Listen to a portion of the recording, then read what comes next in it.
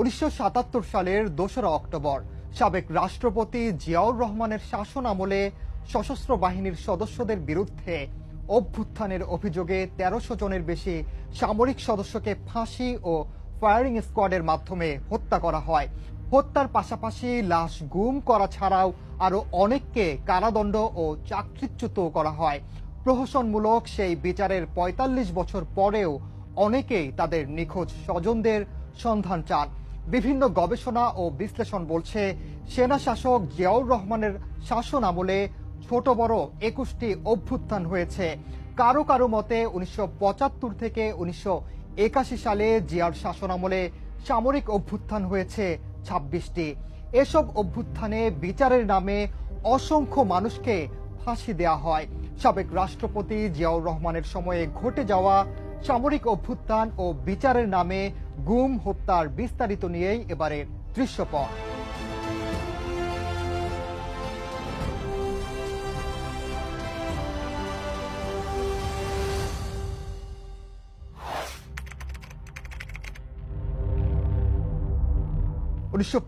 সালের ১৫ই আগস্ট জাতির জনক বঙ্গবন্ধু শেখ মুজিবুর রহমান ও তার পরিবারের সদস্যদের হত্যাকাণ্ডের পরপরই উপসেনা প্রধান থেকে সেনাবাহিনীর প্রধান হয়ে যান জিয়াউর রহমান।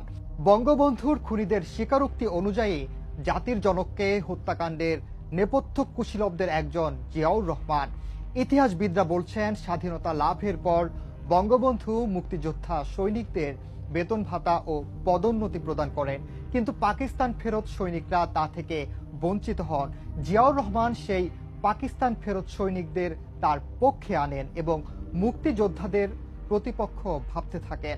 বিশ্লেষকদের ধারণা, এর কারণ হতে পারে সেনা, নৌ ও বিমান বাহিনীতে পাকিস্তান ফেরত ব্যক্তিদের প্রাধান্য। ৩৬,০০০ সৈন্যর মধ্যে ২৮,০০০ই ছিল পাকিস্তান ফেরত। ঘটনাক্রমে ওই বছরের ৭ নভেম্বর সিপাহী বিদ্রোহের মাধ্যমে গৃহবন্দী জিয়াকে মুক্ত করেন কর্নেল তাহের। অথচ জিয়ার বিরুদ্ধে অবস্থান নেয়ায় পরের বছরেই অর্থাৎ ১৯৭৬ সালের ২১ জুলাই জেলখানায় কথিত কোর্ট মার্শালের মাধ্যমে কর্নেল তাহেরের ফাঁসি কার্যকর হয়।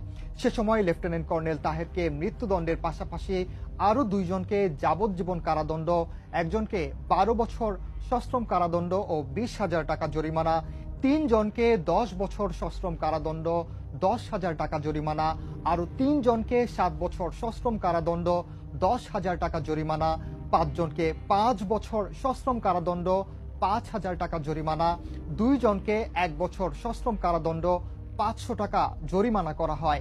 খালাস দেয়া হয় ১৫ জনকে।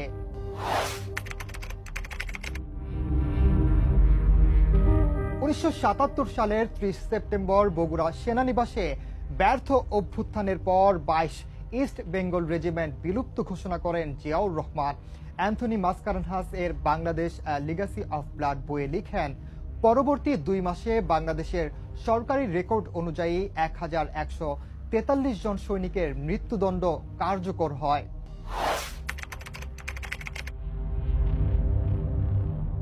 ১৯৭৭ সালের ২ অক্টোবর ঢাকায় সামরিক বাহিনীর একটি অংশের অভ্যুত্থানের সঙ্গে জড়িত থাকার অভিযোগে তৎকালীন সেনা শাসক জেনারেল জিয়াউর রহমানের নির্দেশে গঠিত বিশেষ সামরিক ট্রাইব্যুনালে কথিত বিচারে সেনা ও বিমান বাহিনীর ১,৩০০ জনকে ফায়ারিং স্কোয়াডে মৃত্যুদণ্ড দেয়া হয়। এ বিষয়ে সাংবাদিক ও গবেষক জায়েদুল আহসান পিন্টু রক্তপিচ্ছিল অন্ধকারে বলেন, ১৯৭৭ সালের ৯ অক্টোবর থেকে শুরু হয় গণহারে ফাঁসি। ভারপ্রাপ্ত ডিআইজি প্রিজন ফয়েজ আহমেদ চৌধুরী প্রথম রাতে গণহত্যা নিজ চোখে দেখার পর অসুস্থ হয়ে পড়েন। সামরিক সরকার দ্রুত ডেপুটি সুপারিনটেন্ডেন্ট লিয়াকত আলীকে দায়িত্ব দেয়। ৯ অক্টোবর থেকে ২ মাসে সব মিলিয়ে ১,১০০ থেকে ১,৪০০ জনকে হত্যা করা হলেও ঢাকা কেন্দ্রীয় কারাগারে নথি পাওয়া যায় মাত্র ২০৯ জনের। বাকি নথি গায়েব করা হয়েছে বলে উল্লেখ করেন জায়েদুল আহসান।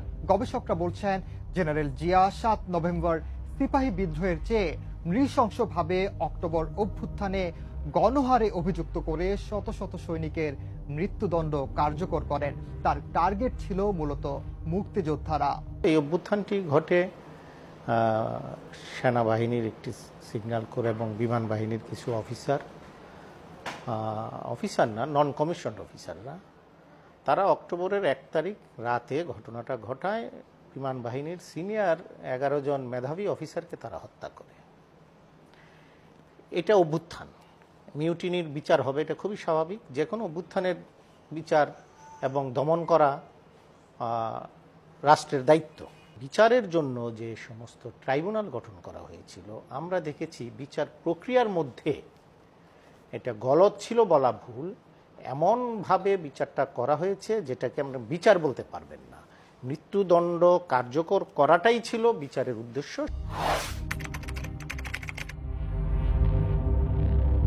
জিয়ার শাসনামলে ঠিক কতজনকে মৃত্যুদণ্ড দেওয়া হয়েছে তা নিয়ে প্রশ্ন থাকলেও বিএনপির জাতীয় স্থায়ী কমিটির সাবেক সদস্য মওদুদ আহমেদ বলেন, অভ্যুত্থানের দায়ে সেনাবাহিনীর 488 জনকে ফাঁসি নয়তো ফায়ারিং স্কোয়াডে মৃত্যুদণ্ড কার্যকর হয়েছে। Democracy and the challenge of development বইয়ে মওদুদ আহমেদ লিখেন, জিয়া যাকে সন্দেহ করেছেন তাকেই কঠোর শাস্তি দিয়েছেন। প্রতিরক্ষা মন্ত্রণালয় সংক্রান্ত সংসদীয় স্থায়ী কমিটির 26তম বৈঠকের বিবরণীতে বলা হয়, বিদ্রোহের সঙ্গে যারা জড়িত ছিল তাদের বেশিরভাগই মিলিটারি ট্রাইব্যুনালে এবং কিছু বিমান বাহিনীর ট্রাইব্যুনালে বিচার হয়। বিদ্রোহের সঙ্গে জড়িত 316 জন বিমান বাহিনীর সদস্যের মধ্যে মৃত্যুদণ্ড সহ 247 জনকে বিভিন্ন শাস্তি প্রদান করা হয়। 69 জনকে ট্রাইব্যুনাল খালাস দিলেও পরবর্তীতে বিভাগীয় ব্যবস্থা গ্রহণের মধ্যে 2 জনকে ছাড়া 67 জনকে চাকরি থেকে বরখাস্ত করা হয়। এই তথ্যগুলো ছাড়া বিমান বাহিনীতে আর কোনো তথ্য বিমান বাহিনী হেডকোয়ার্টারে নেই। তবে অ্যান্থনি মাসকারেনহাস তার লেখা বাংলাদেশ আর লিগাসি অফ ব্লাড বইয়ে লিখেন, 1977 সালে মাত্র 2 মাসের মধ্যে 1143 জন সৈনিককে ফাঁসির দড়িতে ঝুলিয়ে হত্যা করেন জেনারেল জিয়া। তাছাড়া শত শত সৈনিককে 10 বছর থেকে যাবজ্জীবন কারাদণ্ড দেওয়া হয়। মাসকারেনহাস তার বইয়ে আরো লিখেন, 3-4 জনকে একবার বিচারের জন্য ডেকে ফাঁসির দণ্ডাদেশ দেয়া হতো।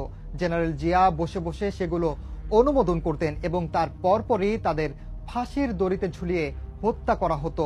আর এর সবই হতো 48 ঘন্টার মধ্যে।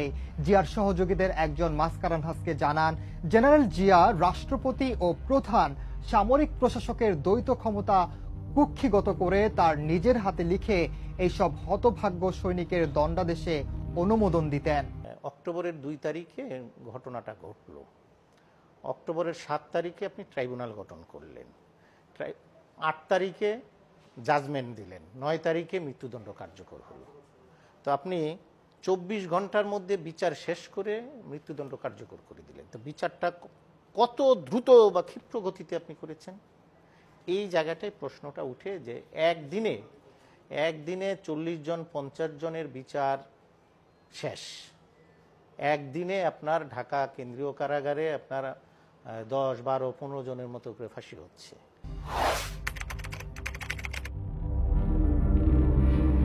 ফাঁসি কার্যকরের জন্য রাতারাতি জেল কোড বদলে ফেলা হয়।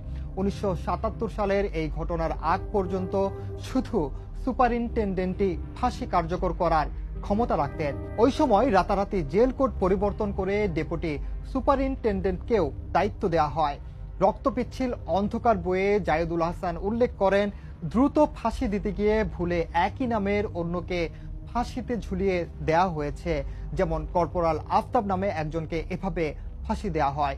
প্রকৃতপক্ষে অভিযোগ দেওয়া হয়েছিল আরেক কর্পোরাল আফতাবের বিরুদ্ধে। জেল বিধিতে আপনার আছে 30 মিনিট আপনাকে ঝুলিয়ে রাখতে হবে যাকে মৃত্যুদণ্ড দেওয়া হবে ফাঁসির পরে। তো 30 মিনিট যদি ঝুলিয়ে রাখে, আপনি ডাবল রোপে আপনি যদি ফাঁসি দেন একসঙ্গে 2 জনকে, তাহলে 10 জনকে ফাঁসি দিতে হলে 5 বার দিতে হবে, 2.5 ঘন্টা লাগবে। 20 জনকে দিতে হলে 5 ঘন্টা লাগবে। ঝুলিয়ে রাখাই আপনি রাত 12টা থেকে 4টা পর্যন্ত ফাঁসি দিচ্ছেন, এখানে তো আপনার 4 ঘন্টায় 20 জনকে কিভাবে দিবেন? তারপরে আপনার লাশ সরানো, উঠানো, নামানো, নতুন আরেকজনকে নিয়ে যাওয়া। সো যেটা করেছে, ধরে আপনার ফাঁসির দড়িতে লটকিয়ে নামিয়ে দিয়েছে, মৃত্যু নিশ্চিত করার জন্য পায়ের রক কেটে দিয়েছে। এই জায়গায় আপনার বিচারের ব্যাঘাত ঘটেছে। তারপরে আপনার যেটা আরো মর্মান্তিক ছিল, আপনি দোষী হতেই পারেন, আপনার সেলফ ডিফেন্সের বিষয় থাকবে যে আমি আমার পক্ষের আইনজীবী নিয়োগ করব। আপনার আদেশ আমার পছন্দ হয় না আমি আপিল করব। এগুলো করেছে কি, বিচারের পর যেহেতু একতরফা জাজমেন্টগুলো হচ্ছে, সাথে সাথে আপনার সামরিক ফরমান দিয়ে এই আসামি কোনো আইনজীবী নিয়োগ করতে পারবে না, আদেশ জারি হয়ে গেল। এমনকি মৃত্যুদণ্ডের পর লাশ কোথায় দাফন করা হয়েছে তাও স্বজনদের জানানো হতো না। কুমিল্লার চান্দিনা উপজেলার বল্লাচরের এম এ হাশেম মজুমদারের স্ত্রী আসিয়া খাতুনকে সেনানিবাস থেকে চিঠি দেয়া হয় 1978 সালের 16 ফেব্রুয়ারি, যেখানে বলা হয় সামরিক আইন ট্রাইব্যুনাল 2রা অক্টোবরের অভ্যুত্থানে জড়িত থাকার দায়ে এম এ হাশেম মজুমদারকে মৃত্যুদণ্ড দিয়েছেন, অথচ তাকে ফাঁসি দেয়া হয় 1977 সালের 28 ডিসেম্বর। সেদিন 12 জনকে ফাঁসি দেয়া হয়েছিল। অনেক পরিবারকেই এমন চিঠির মাধ্যমে মৃত্যুদণ্ডের কথা জানানো হলেও কোথায় কখন তা কার্যকর করা হয়েছে তা কিছু বলা হয়নি। এছাড়া অনেক পরিবারই জানে না তাদের স্বজনকে ফাঁসি দেয়া হয়েছে। 77 সাল থেকে আজকে 2022 সাল পর্যন্ত সরকার বা কর্তৃপক্ষ, রাষ্ট্র যাকেই বলেন বা সামরিক বাহিনী, তাদেরকে জানাই নাই এই মৃতদেহগুলো কোথায়। এছাড়া হিন্দু সৈনিকের মৃতদেহ সৎকারেরও সুযোগ দেয়া হয়নি তখন। সেনাবাহিনীর সিগন্যাল কোরের সৈনিক রণজিৎ কুমার বৈদ্যকে ফাঁসি দেয়া হয় 16 অক্টোবর। 23 অক্টোবর ফাঁসি দেয়া হয় সার্জেন্ট মৃণাল কান্তিকে। তাদের মাটি চাপা দেয়া হয় আজিমপুর কবরস্থানে। 75 পরবর্তী সময়ে প্রতি রাতে কারফিউ জারি ছিল। কারফিউর মধ্যে লাশগুলো আজিমপুর কবরস্থানে নিয়ে সকাল হওয়ার আগেই দাফনের কাজ শেষ করা হতো বলে জানান প্রত্যক্ষদর্শীরা। দাফনের সঙ্গে যারা জড়িত ছিলেন তারা যেন বিষয়টি প্রকাশ না করেন, সেজন্য তাদের ভয় দেখানো হয়।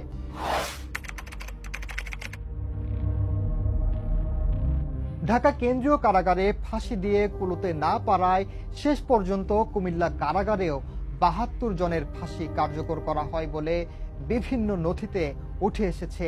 তাদের দাফন করা হয় টিক্কারচর কবরস্থানে। কেউ যাতে স্বজনদের দাফনের খোঁজ নিতে না পারে সেজন্য সেনা পাহারা থাকতো কবরস্থানে। দীর্ঘ 2 মাস তখন সেনা পাহারা দিয়ে রাখা হয়েছিল।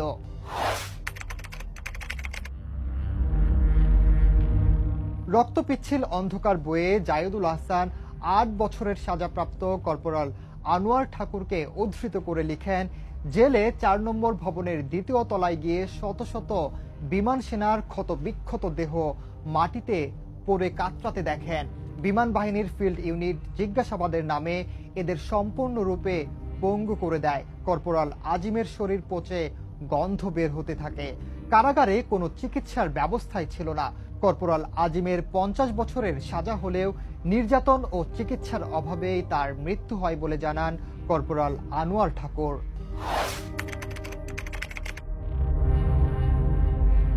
সামরিক অভ্যুত্থানের অভিযোগে বিচারের অধিকাংশ দলিল দস্তাবেজ জিয়া ও আরেক সামরিক শাসক এরশাদের আমলেই নষ্ট করে ফেলা হয়েছে বা পুড়িয়ে ফেলা হয়েছে বলে মনে করেন সংশ্লিষ্টরা।